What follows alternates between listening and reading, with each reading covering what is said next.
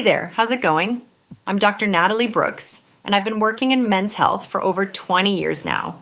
Today, I want to have a real heart-to-heart with you, like we're just sitting down at Tim's having a coffee together. Because what I'm about to share, it's something most fellas never talk about, not even with their family doctor. Over my 2 decades of practice here in Canada, I've had countless men ask me quietly, almost embarrassed, "Doc, is it okay to still, at my age?"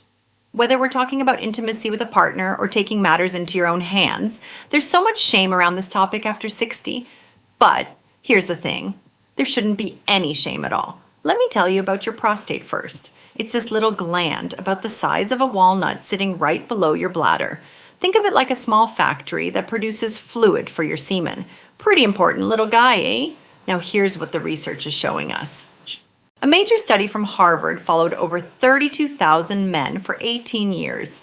They found that men who ejaculated more frequently had about 33% lower risk of prostate cancer.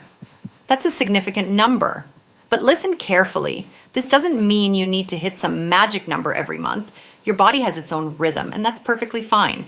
Whether it's a few times a month or more often, what matters is staying connected to your body's needs without guilt. I remember this patient of mine. Let's call him Frank. He was 68, came into my office in Mississauga complaining about pelvic discomfort and trouble sleeping. When I gently asked about his intimate life, he got a bit red in the face. Turns out, since his wife passed 3 years ago, he'd completely shut down that part of himself, felt it wasn't appropriate anymore at his age. I explained what I'm telling you now. Maintaining some sexual activity, even solo, can actually help reduce that congestion in your prostate. It's like keeping the plumbing flowing, if you catch my drift. A few weeks later, Frank came back with a smile, said he'd slept better than he had in years. Now, I know many of you are worried about PSA levels, and rightly so. If your doctor mentions a high PSA reading, don't panic right away. It doesn't automatically mean cancer. Get proper testing done, ask questions, and remember our healthcare system is here to support you through the process.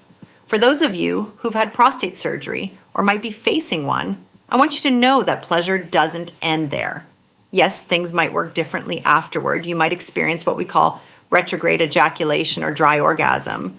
But the sensation, the release, that can still be very much part of your life.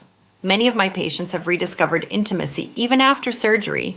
And for those without a partner right now, whether through divorce, loss, or just life circumstances, please hear me. Taking care of yourself isn't something to feel guilty about. It's part of maintaining your health. Here's the bottom line, folks. Stay active, eat your veggies, keep moving even if it's just walking around the neighborhood, don't smoke, and get your annual checkups. These simple things make a real difference.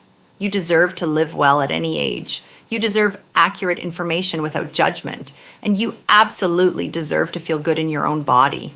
If this helped you today, share it with a buddy who might need to hear it too. Take care of yourselves out there, and I'll see you in the next one.